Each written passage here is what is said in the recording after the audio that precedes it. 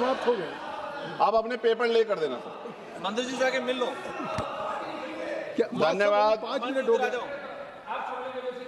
वर्मा जी इधर आ जाओ, बात कर लेंगे। टाइम जा रहा है। धन्यवाद सभापति जी। विकसित भारत गारंटी फॉर रोजगार एंड आजीविका मिशन ग्रामीण पर मैं अपनी गंभीर आपत्ति और सुझाव रखना चाहता हूं। सबसे पहले तो मैं स्पष्ट करना चाहता हूं, ग्रामीण रोजगार गारंटी कोई सरकारी दया नहीं, यह इस देश के गरीब, मजदूर और वंचित वर्ग का कानूनी और संवैधानिक अधिकार है। इसी अधिकार को पहले महात्मा गांधी राष्ट्रीय ग्रामीण रोजगार गारंटी अधिनियम के माध्यम से मान्यता दी गई थी, लेकिन आज सरकार उस कानून को हटाकर एक नई योजना ला रही और निधि का जो बंटवारा केंद्र राज्य में 60 और 40 का है। माननीय सभापति जी, आप भी उत्तर प्रदेश से आते हैं, मैं भी।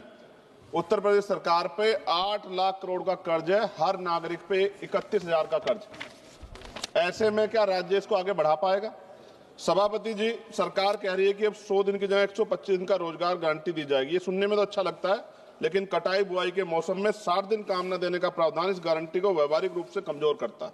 जिन राज्यों में कृषि एकमात्र विकल्प है, वहां मजदूरों के सामने काम भी नहीं, मजदूरी भी नहीं जैसी स्थिति बनेगी। ग्रामीण भारत में कृषि का संकट, मशीनीकरण, जलवायु आपदाएं तेजी से रोजगार खत्म कर रही है। ऐसे में 125 दिन भी अपर्याप्त है, जबकि कई राज्यों में लोग 300 दिन काम चाहते हैं, जिन्हें उन्हें काम करने से बाहर न रखा जाए।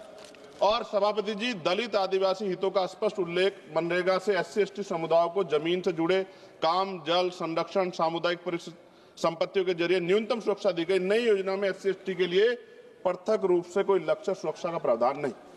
और सभापति जी, आपदा के समय छूट सरकार की मर्जी पर, प्राकृतिक आपदा में छूट देना सरकार के विवेक पर छोड़ा गया, जबकि आपदा के समय तो सबसे ज्यादा बेरोजगारी, सबसे ज्यादा पलायन होता है। यह प्रावधान अधिकार नहीं, अनुग्रह बनता है। जब तक स्पष्ट जवाबदेही और दंड व्यवस्था नहीं होगी, ये प्रावधान सिर्फ कागजों में रह जाएगा। मैं कुछ सुझाव भी दे रहा हूं सभापति जी, मंत्री जी बैठे हैं। सामान्य मजदूरी नहीं है जो मनरेगा के मजदूरों को मिलती थी, सामान्य नहीं। मेरे यहाँ 232 या 37 रुपए मिलते हैं सर। मेरी मांग है कम से कम 500 रुपए न्यूनतम मजदूरी दी जाए और रोजगार गारंटी बिना मौसमी शर्तों के लागू की जाए।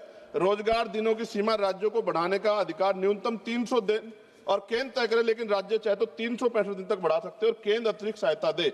SC/ST और आदिवासी क्षेत्रों के लिए विशेष पैकेज, आदिवासी क्षेत्रों में 300 दिन गारंटी, भूमि, जल, जल आधारित कार्यों की प्राथमिकता, पैसा और FRA कानून में तालमेल, महिलाओं के लिए अनिवार्य 50% कार्य, हर पंचायत में कम से कम 50% काम महिलाओं के लिए आरक्षित, मासिक धर्म अवकाश, गृह, जल, स्वच्छता, देखभाल कार्यों की प्राथमिकता।